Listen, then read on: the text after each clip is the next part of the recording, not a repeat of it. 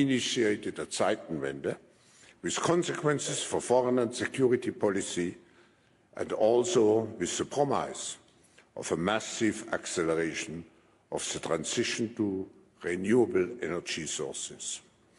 This is why we are particularly looking forward to your participation this year and hearing from you. Once again, welcome, Chancellor.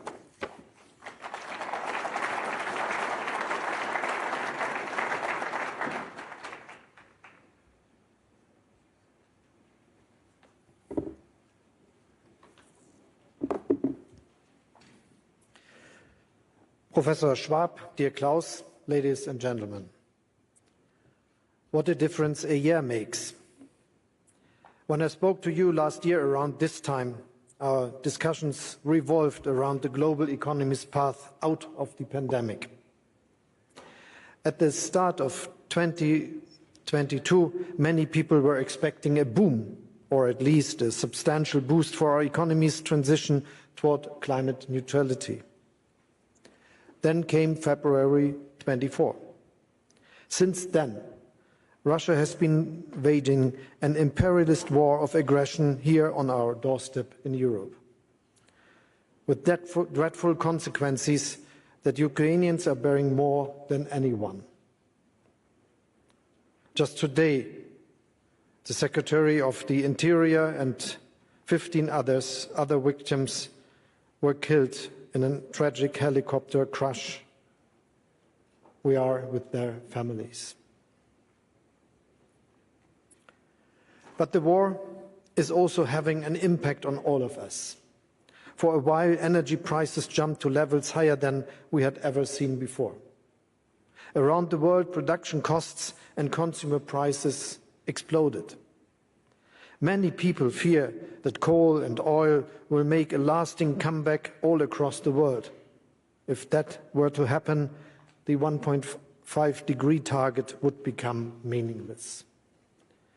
Our supply chains must be adapted to new geopolitical realities, realities that you called a messy patchwork of powers in your speech yesterday, Klaus.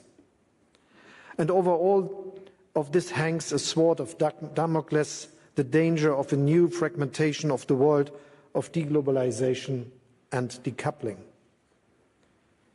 And yet, ladies and gentlemen, this is just one part of the story of last year, just one part of the reality that we are looking at here in Davos. The other part of the story is this. Russia has already failed completely in reaching its imperialist goals. Ukraine is defending itself with great success and impressive courage. A broad international alliance led by the G7 is providing the country with financial, economic, humanitarian and military support. Germany alone made available over €12 billion last year, and we will continue to support Ukraine for as long as necessary. In Berlin at the end of October, we worked with international experts to draw up a Marshall Plan for the long-term reconstruction of Ukraine. A platform of major donors is coordinating the process and, in consultation with Ukraine, ensuring that it is well implemented. Private sector capital will play a key role here. I know that many companies in Germany and beyond are very aware of the opportunities that the Ukrainian economic miracle could offer to them, particularly as the country moves toward the European Union after the end of the war. But in order for the war to end, Russia's aggression must fail. That is why we are continuously supplying Ukraine with large quantities of arms in close consultation with our partners. This includes air defense systems like Iris-T or Patriot, artillery and armored infantry fighting vehicles, marking a profound turning point in German foreign and security policy. And there's another part to the story of last year. Within a few months, Germany made itself completely independent from Russian gas, Russian oil, and Russian coal. We concluded new partnerships in Asia, Africa, and America, thus lessening our dependence. And so I can say that our energy supply for this winter is secure, thanks to well-filled storage facilities, thanks to improved energy efficiency, thanks to remarkable solidarity within Europe, and thanks to the readiness of our companies and of millions of citizens to save energy. As a result, energy prices have recently seen a huge stop and drop. Our measures to reduce the burden on private citizens, companies and businesses are working. Inflation is falling slowly, thanks incidentally also to resolute moves by the central banks. Industrial production in Germany has remained stable over the past few months against all the odds. Our employment rate is at record levels and has recently increased even further. Most importantly, our transformation toward a climate-neutral economy, the fundamental task of our century, is currently taking on an entirely new dynamic. Not in spite of, but because of the Russian war and the resulting pressure on us Europeans to change. Whether you are a business leader or a climate activist, a security policy specialist or an investor, it is now crystal clear to each and every one of us that the future belongs solely to renewables. For cost reasons, for environmental reasons, for security reasons, and because in the long run, renewables promise the best returns. So yes, the past year brought fundamental change for Germany and Europe. But Germany itself has fundamentally changed as well. We are resolutely pushing forward with the decarbonization of our industry. We want to be climate neutral by 2045, and at the same time we will remain a country with a strong manufacturing sector. And despite all the difficulties this past year showed us, we can and we will succeed in that. In less than 7 months, we built up an entirely new import infrastructure for LNG in Wilhelmshaven. In the future, it can also be used for hydrogen. Just last Saturday, I opened our second LNG terminal within just a few weeks in Lubmin. The day after tomorrow, another terminal ship is expected to arrive at the port of Brunsbüttel. More will follow. This is not only good news for our energy security and that of our European neighbours who will be receiving gas from these terminals. Above all, it shows Germany can be flexible, we can be unbureaucratic, and we can be fast. I spoke of a new Deutschlandgeschwindigkeit, in this regard a new German speed. We will make this German speed the benchmark, also for the transformation of the economy as a whole. Your companies can hold on us to this standard. A new law mandates that the expansion of wind power, solar energy, as well as electricity and hydrogen networks now take priority. We will make available no less than 2% of our country for wind power with a minimum of red tape. We have streamlined our processes so that approvals for electricity grids, to name just one example, are granted on average 2 years faster than before. And we intend to step up the pace even more. You can also rely on our targets. The obstacles have been swept aside. For 2023, we have more than doubled the volume of calls for tender for onshore wind farms alone. By the year 2030, 80% of our electricity production will come from renewable sources, again, double what it is at present. At the same time, our electricity requirements are increasing from 600 terawatt hours today to 750 by the end of the decade. and we are expecting them to double yet again in the 2030s. This is a massive increase. That is why the Federal Network Agency has been given a clear mandate to prepare and expand our electricity grids accordingly. We will regularly review the progress made. If it's not on schedule, the measures will be adjusted. However, electricity alone is not enough to run Germany's industry. I'm thinking, for instance, of steel production. Hydrogen will play a decisive role there. And that is not a far-off scenario. Last fall, ThyssenKrupp gave the green light to build a direct reduction plant for low-carbon premium steel. With a capacity of 2.5 million metric tons, the plant will save 3.5 million metric tons of CO2 per year. This is just one example of Europe's strength and innovation. Europe is the world's #1 in hydrogen patents, and 1 in 10 global applications comes from Germany. The first supply chains for green hydrogen are currently being built up in our country. For our own production, we are using offshore wind in the North Sea. In parallel, we are concluding hydrogen partnerships worldwide. For as long as quantities are small and the costs of production correspondingly high, the state will bring prices down to a level lucrative for the industry. Our goal is nothing less than an electrolysis boom. And as quantities increase, a hydrogen-powered industrial sector will emerge that preserves the climate and is independent of volatile prices for fossil fuels. Because one thing is absolutely certain: energy must remain affordable in Germany, in Europe, and worldwide. In Germany, we decided to cap electricity and gas prices for private citizens and companies. These measures will run until 2024. Annually, we will use around 2.2% of our GDP for this, a total of up to 200 billion euro. That is both forceful and proportionate.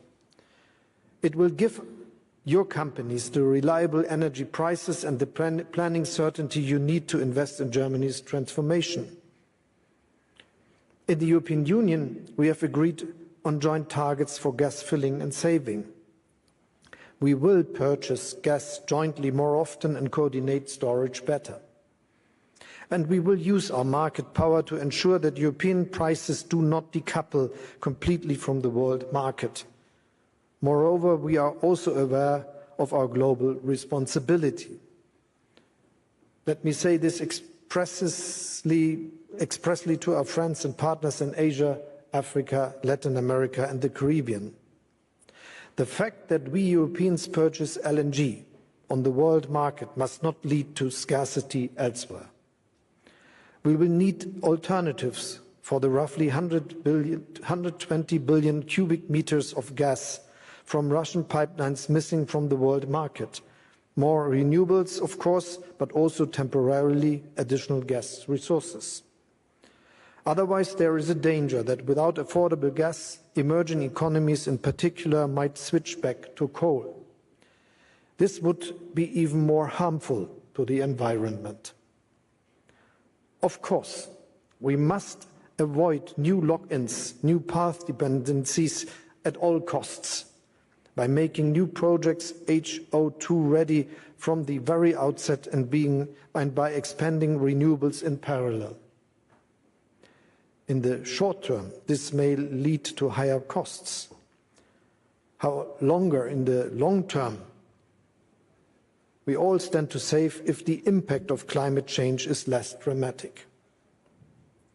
In Germany, too, switching to a climate-friendly economy will take efforts.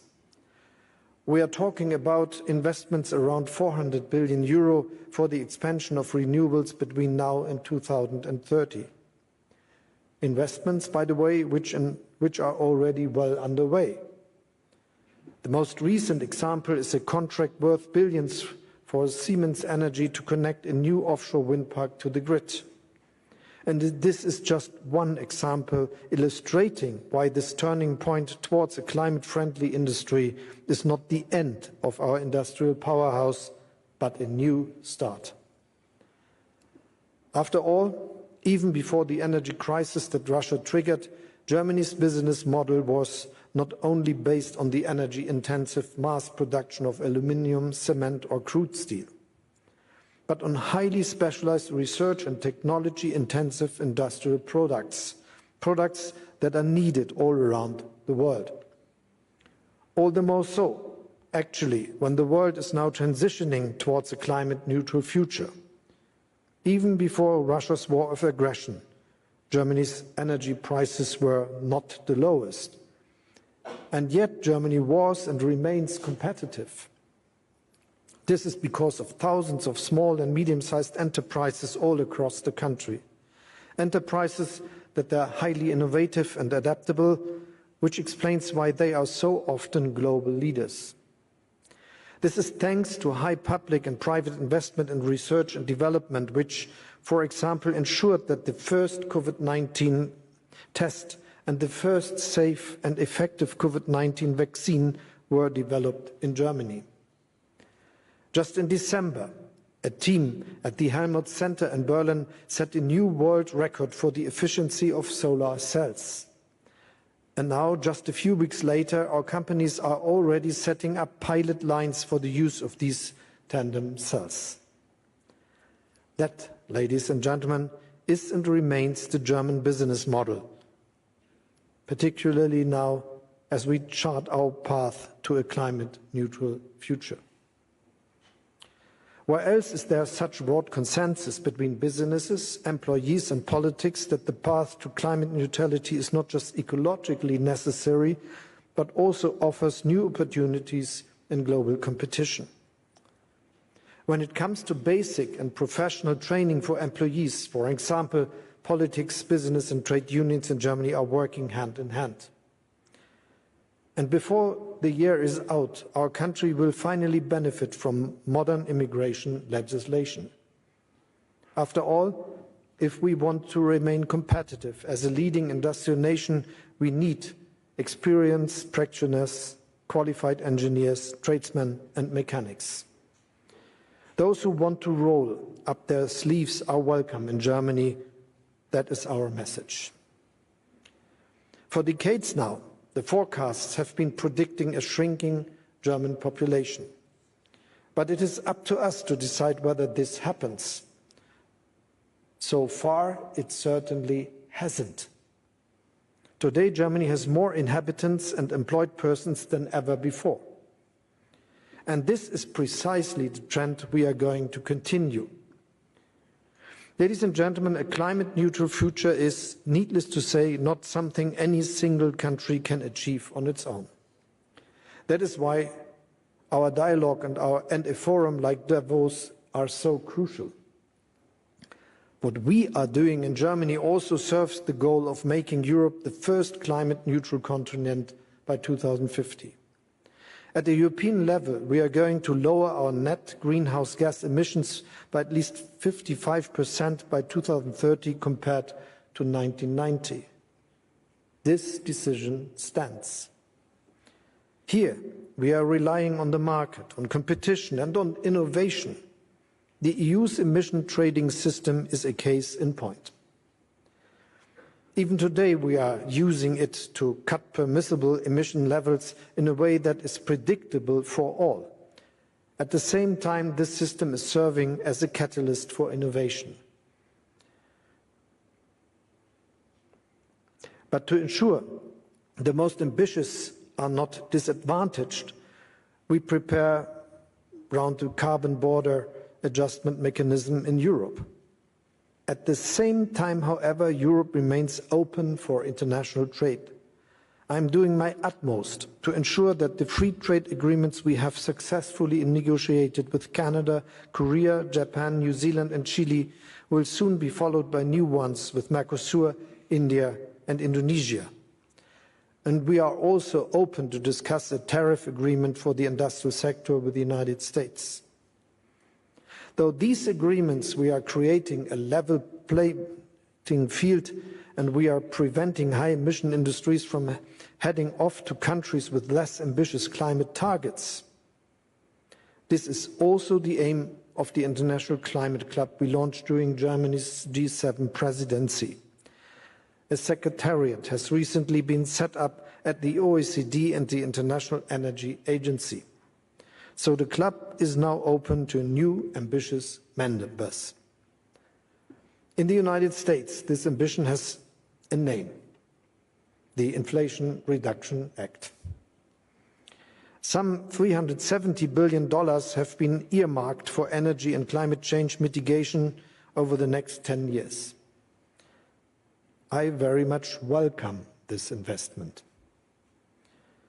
Through the German Climate and Transformation Fund, we have made almost 180 billion euro available ourselves for the period of 2023 to 2026.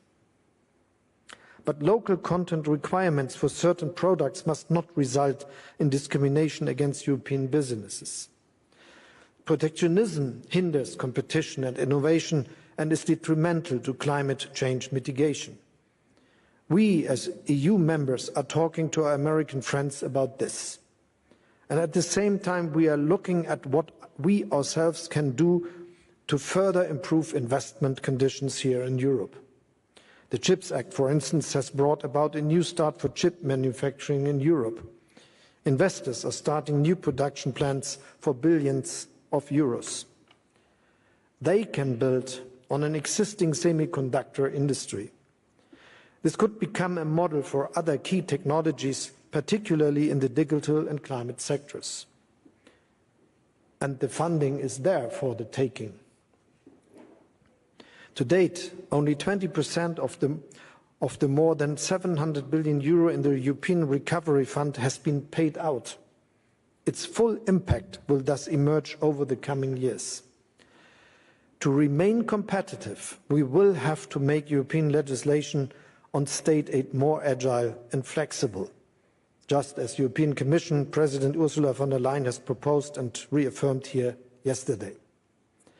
So that investors know in advance what support to expect and don't have to wait until years after their investment to find out. Ladies and gentlemen, the past year challenged us as seldom before. Yet, at the same time, we changed and moved things forward as seldom before. Germany itself is changing. If I may make a prediction, my successor will address you at the World Economic Forum in 2045. Sure. He or she will present Germany as one of the world's first climate-neutral industrial nations. Energy supplies in Germany and Europe will then be sourced almost exclusively from green electricity, heat and hydrogen. We will be moving emission-free on our roads and railroads. Our buildings will be energy efficient. Our businesses will be producing on a climate-neutral basis. And what is more, they are the ones who will have driven this transition who will continue to drive it. So if you ask me today where you can invest in the future sustainably with a high return, my answer is, don't look any further. Come to us, to Germany and to Europe. Thank you very much.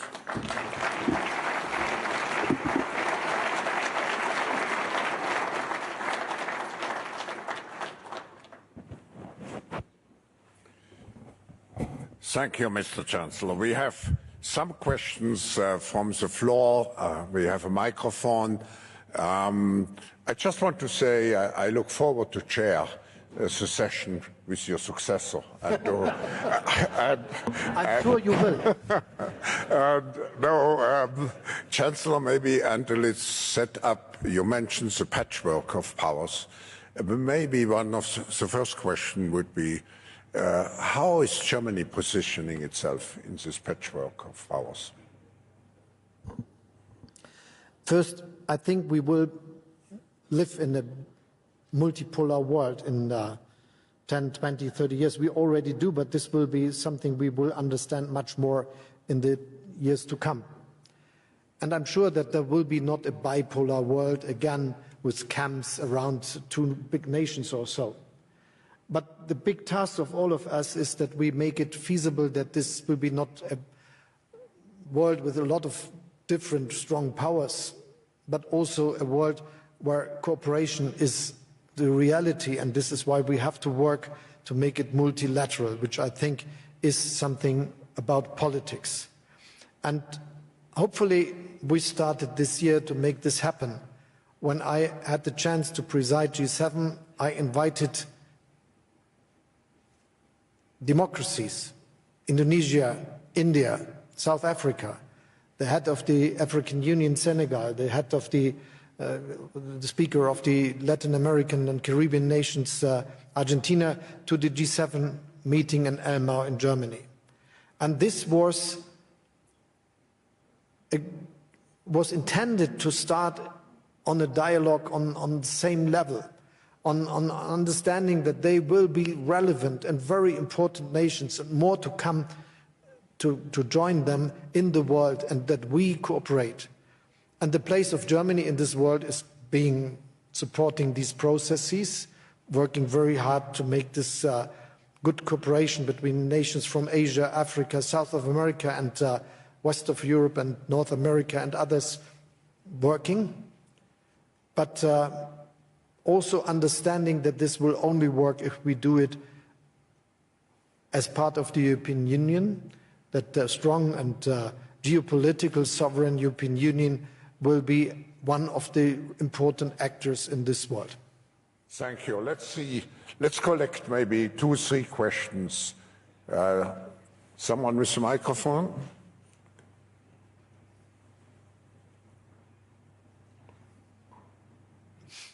And if you introduce yourself, please. Yes. Hi, my name is Masih Ali Nejad. I'm an Iranian woman. As you know, these days, Iranian women are getting killed in the street just because of peacefully protesting and asking for dignity, democracy, and freedom. Revolutionary guards are killing innocent people in the street. I myself, I was a target of revolutionary guards. In the United States of America, the FBI charged 4 people who were trying to kidnap me. The revolutionary guards sent drones to Ukraine, to Putin, to kill innocent Ukrainians. Why Germany doesn't designate the revolutionary guards as a terrorist organization? Because you just called American friends. American government did that 3 years ago. Thank you. Let's take a second. 1 third question.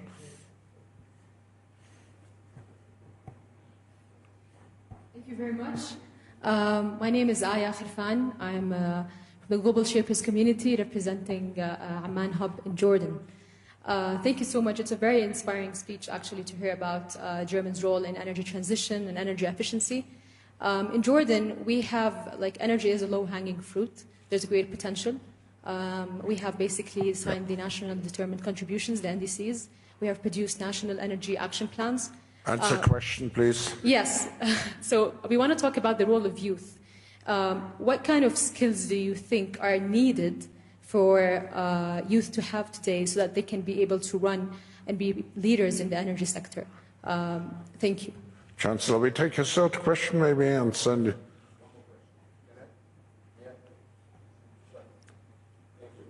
Peter Zalmai of Ukraine. Mr. Chancellor, thank you so much for your country's contribution to the effort of Ukrainians to defend their country. It seems that it's only a matter of time that Ukraine must get the heavy tanks, including the Leopards, that are absolutely necessary for Ukraine to successfully defend its territory. We were expecting today to hear you finally decide on this. It seems that Germany's Western allies, the US and other countries, are ready to step up, and it's only German hesitancy that has prevented it. So my question to you is, why hesitate and why wait? Thank you. Mr. Chancellor, do you want to respond? Thank you for the 3 questions, and I would like to answer to them. First, we very much support the people of Iran in their activities and fight for democracy, especially the women, but all the others, and especially the young people doing so. And to be very clear, I think it is very necessary for all of us to understand that the Iranian government is really shooting its own people, and this is the reality. And this is also why we are very strong in what we say and what we are doing together with our friends in the European Union, where we are very coordinated to act, and with all our other allies, where we are working to deal this question, also aside of the European Union, for instance, the UK or the United States. And because of that, we are very strict, and we decided on new sanctions as we did in the past, and the decisions are the ones we speak together with others, and new sanctions have been established shortly, and we will continue to look at the situation and to do the next decisions necessary. And as in this way, it is necessary that we are always acting together, looking at the situation, and what we decided and decide will be together with especially the Europeans. The question of the skills needed for this turn to renewables and the turn to become climate friendly, if I got it right, in the different countries, and especially yours, for instance. I think the question is really important, because if we want to make it up to the midst of the century, it is not a long time since then.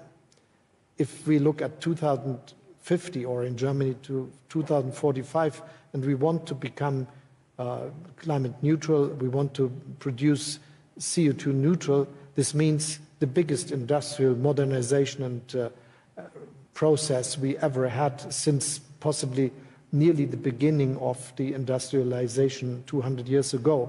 Possibly we can compare to the uprise of industrialization in some countries in Europe in the end of the 19th, the beginning of the 20th century. So this is a really big task for the whole world. And so we have to develop the technologies, we have to do the necessary innovations to make this happen, and we have to invest billions that this is that this progress is really happening. And this will be not just linked to one country or the other. Germany can serve in a way that we are willing to do it, that we are ready to do it, that our industry is willing to do it, and whilst we are acting in this way, we are able to develop technologies that can be used not just for us, but also as cheap alternatives to fossil resources and fossil mechanisms we know today. And in this case, I think it's important that we support countries and the development of vocational training, for instance, to be good engineers in the field of these modern technologies, and also to help those who want to learn these qualifications at universities. And this is our understanding what one can do, and in our support to other countries, this will be an important aspect. Looking to Ukraine, as I mentioned already in my speech, and I will repeat it again, Germany is between the biggest supporters. Yes, the United States are doing the most, and this is not really surprising, because I think they invest $800 billion into their defense budget. This is much more as all the European member states together, and is even more than Germany is having as its own budget, though we are increasing it now to 2% of our GDP, and though we have a special fund of 100 billion to go to this path and invest in new technologies and weapons. But we decided very early to change our political strategies. We are not just supporting Ukraine with financial means, with humanitarian aid, but also with a lot of weapons. And if we look at that, we are between the ones that are doing the most. The United States are the number one, obviously, because of this, what I said, but the next are the United Kingdom and Germany. And we will continue to be this big supporter. As you know, we decided that we will supply not just weapons, but those who are very effective. And the artillery coming from Germany with our howitzer and called Panzerhaubitze 2000 and the multi-rocket launcher we delivered are very effective in this war, helping the Ukraine to defend its integrity and sovereignty. And you should, or you realized that it's only the United States, UK and Germany that delivered a multi-rocket launcher so far, and we will continue to do so. We delivered a lot of weapons which are very important to defend to the air defense of the Ukraine. It's the flak tank Gepard and the munition necessary for that, and we continue to do that. It's smaller weapons, but it's also the very famous IRIS-T system from Germany, which is having a nearly 100% effectiveness in getting down missiles sent by Russia to destroy Ukrainian houses, streets, railroads, and energy production sites. And we will continue to this. I think many people thought this is possibly the best to get, and we will increase the production with our industry to deliver more of that.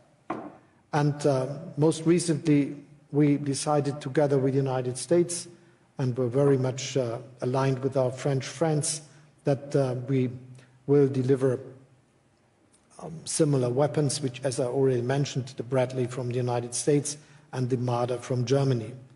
And this is the strategy we have, that we are strategically interlocked together with our friends and partners, that we are working together with them, that we are discussing with them, and that we are never doing something just by ourselves, but together with others, especially the United States, which are very important in this common task to defend the Ukrainian independence and sovereignty. As I said in my speech, we will continue to do this as long as necessary. And whilst we are doing this and showing that the Ukrainians can rely on our support for their courageous fight, it is also clear that we will avoid that this is becoming a war between Russia and NATO. I think this is something which is also the view of the Ukrainians, as far as I understand with all my talks, and we will continue to be active in this way to do this.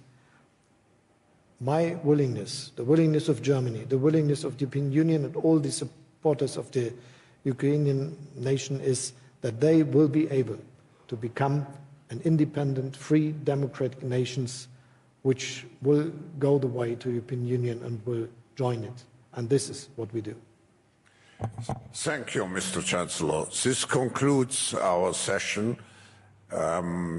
Please join me in expressing our appreciation for your speech, and we look forward to seeing you with success stories soon again.